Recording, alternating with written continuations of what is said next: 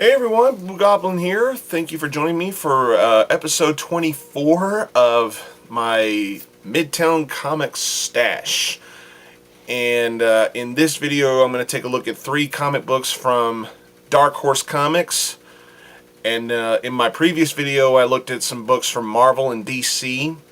And in my next set of videos, I'm going to do a video for Zenoscope. Then I'm going to do a video for Image. And then I'm going to do a video for Dynamite and Top Cow. So then I'll be caught up on my 2 weeks worth of books that were sent to me by Midtown Comics and by my friend, Chris, the Mount Vernon Kid. So onto this video, we're going to look at 3 books from Dark Horse. Issues 1 and 2 of a series and issue 1 of a series. We're going to start off with the 2 books from Skyman. This is Skyman issue number 1 from Dark Horse. Joshua Hale Fialkov and Manuel Garcia. I apologize if I accidentally butchered those names because this is really good. Apparently, in this beginning of Skyman, Skyman was a hero who had a falling out with Captain Midnight, and some really bad shit went down in New York City. A building blew up, and it just became a really bad PR stunt.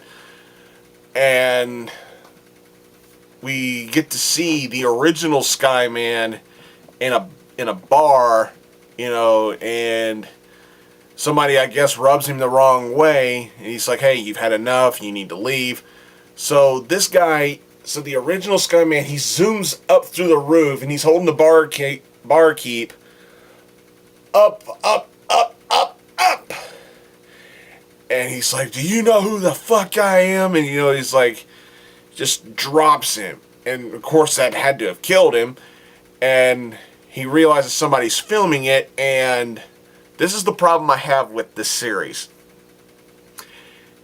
He realizes somebody's filming him, and instead of doing something about it, he decides to exploit it. It's like, okay, I'll give you something to film. And he exposes the corruption of the government, which I'm sure a lot of people believe deep down in their hearts that the government is corrupt.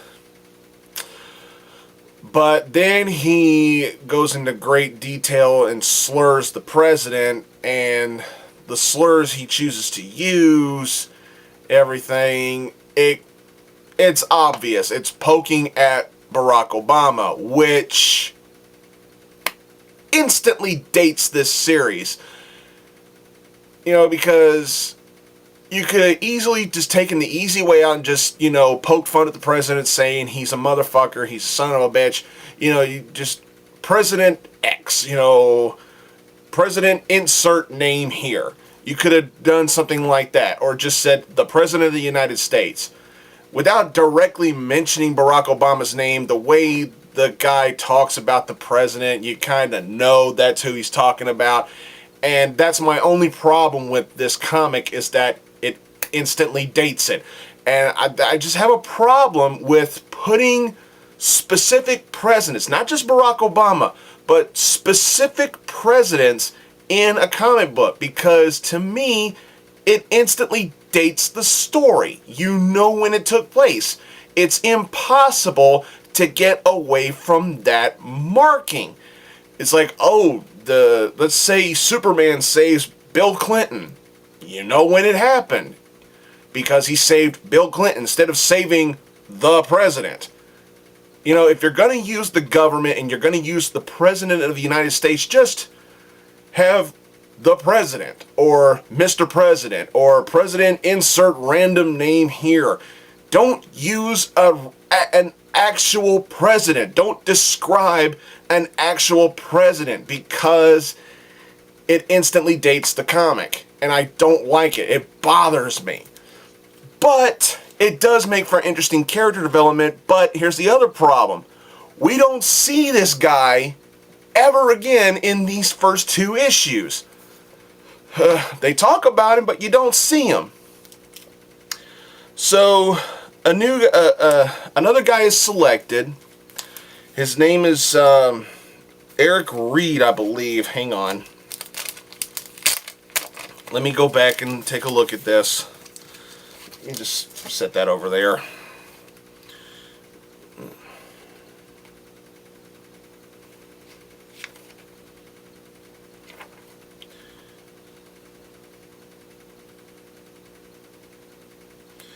Yeah, I believe his name is Sergeant Eric Reed. And, yeah, Sergeant Reed. And he's taken in, he's a handicapped man. He's taken in, and he's taken in by a guy named General Abernathy. And Abernathy makes it painfully clear, makes it obvious, that he may have been picked because he's black. And I don't like that. I'm like, can we get enough racial profiling and enough racial stereotyping and enough of that shit? I would have been fine with just saying, we picked you because you were a damn good soldier and we believe you could still serve a purpose for this country. But Abernathy makes the crack. He says, and the color of your skin helps you a lot too. I'm like, oh my God. What bullshit reasoning? You could have just said he's a good soldier. That's like if a movie director casted Will Smith in a movie just because he's black. Oh, it's bullshit. I hate that. But I'll never forget the name of the guy who's working with Reed. His name is Lieutenant Sharp, and I'm never going to forget his name for one simple reason. He's a fucking prick. And he flaunts it. Effortlessly. But the suit enhances his abilities, and this belt enhances, it gives him, it heals his legs. He's got a spinal injury and he can barely walk. He has to use crutches or he has to be in a wheelchair. And this belt gives him the ability to use his legs as a fully functioning person again. But once the belt switches off, his injury gets switched back on. That's the way they put it. And he's testing out his powers and everything. Basically, the first issue is picking out Reed, giving him the suit, and letting him test it out in front of a bunch of people, including the president. And when you see the president at the end of the book, yes, the way it's drawn, it's President Obama. Like I said before, it instantly dates the book. But this was a solid introduction to the series. Very well done. There is some bullshit in it. I cannot lie. I gotta be my brutally honest self. I did not like the fact that they're actually using Barack Obama in here. I don't like that they actually said, we're picking you because you're a good soldier and your skin color helps too. I did not like that line. But other than that, it was a solid introduction to the story. Solid introduction. Skyman number 2. Oh, and I forgot to mention that basically they kidnapped Reed to recruit him. But apparently in issue 2, it's explained that he has told his wife, like, yeah, I'm doing this for the country, blah, blah, blah, blah, blah. Okay, so his wife seems to be okay with it for the most part. Reed continues to do publicity stunts, say, hey, this weapon can also be a hero, stuff like that. But Lieutenant Sharp is just a real dick. And there are plenty of times in this issue, as well as the last issue, he gets way out of line with his remarks and with his fucking attitude. I mean, Lieutenant Sharp, you look at this character and you look at his dialogue, you read his dialogue, you might as well just put a t-shirt on him that just says, I'm a fucking asshole. Because it would work for him. That's just what he is. And there's twice in this issue, Sharp provokes Reed. I mean, he provokes Reed with his fucking mouth. And what happens when he promotes Reed with his fucking mouth? His fucking mouth gets a fist in it. And I'm like, wow, they did a fantastic job of building this guy up. If this guy's not going to be the main villain, which I'm thinking he might be one of the main villains of the story later on down the line in the series, I don't know how far behind I am on Skyman, but what I will say is, Lieutenant Sharp, fuck you. But you're a great asshole villain-like character, especially seeing what Sharp does in this book. I will not spoil that. I will not ruin what Sharp does in here, but when you see what Lieutenant Sharp does, you just literally want to look at the character and go, "You motherfucker." Hell, might as well call him Lieutenant Motherfucker, because that's what he is. He's just a pure, uncut, purebred asshole. And he's doing the, and he's the way he is for his country. This was a great read. Very, very well done. And I'm not bitching and complaining about how bad a book is. This book was great. You know, this is, Lieutenant Sharp. I swear, the WWE needs to book some heels like this. Just not as far as Lieutenant Sharp goes in here. But it's like I'm like a fan who's booing the heel in a wrestling show. That's what Lieutenant Sharp is coming off as. He's a fucking asshole. But it's done very well. And we're going to end this with Tomb Raider #1, Gail Simone. About to My Fair Lady of Writers. I don't know, I'm improving. But this is issue #1 of Tomb Raider. Now, I'm not going to lie. I didn't play the game for the Xbox or the PlayStation or whatever you play it on. I didn't play the new Tomb Raider game. I had no desire to. But I am familiar with the character. As a matter of fact, when you think about Tomb Raider games, you think about something like this. This is the Tomb Raider I played. I didn't play this Tomb Raider. So I'm not that familiar with what's going on in here. But I get the gist of it. I understand what's going on with Laura, with this Lara Croft. You know, whatever happened in the game must have shook her up pretty well, because at the beginning of this issue, she has a pretty nasty nightmare about whatever it is that happened in the game that I'm just guessing. And she's taking in a new roommate. Her name is Sam. She's also having nightmares about what happened on this island that they were on. And Laura's called in by another friend named Jonah, and he's gone nuts. Paranoia to the 10th degree. He's just panicking. He's got a gun out. He's freaking out.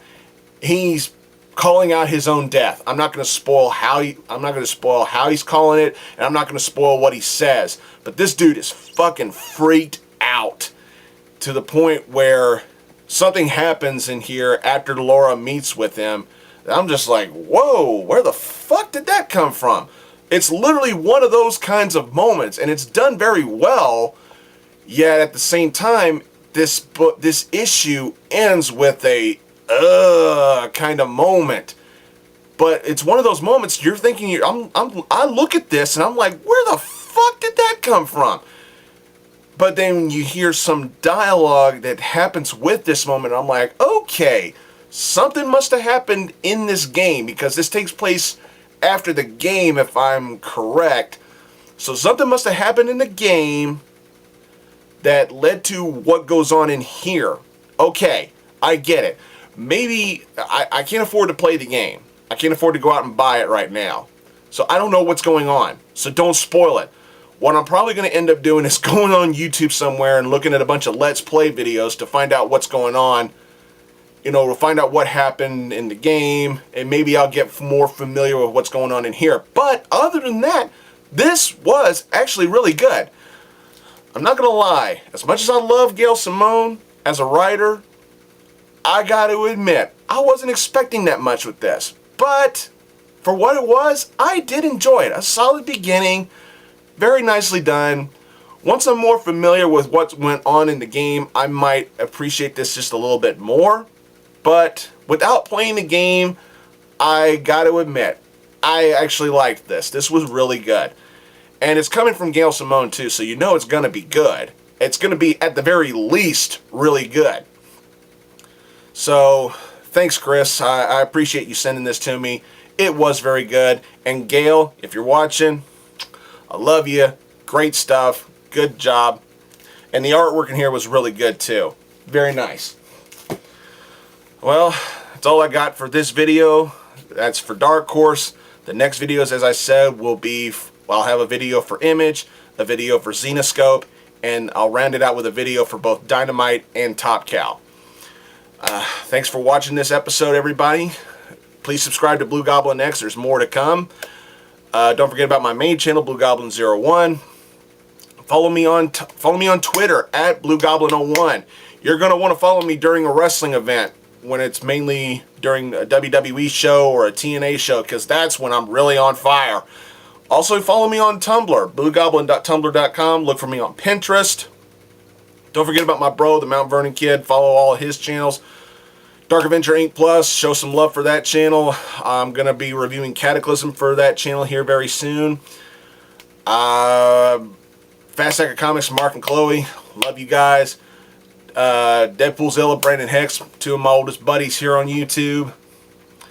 And don't forget about my girlfriend and I, our channel Arkham Asylum Studio. We just got a video uploaded to that channel. Go check it out. It's a bunch of little miniature figures. And go back and see some prior videos to that channel. You will be entertained, I promise you. Thanks again for watching, everybody. And until next time, as always, I'll see y'all later.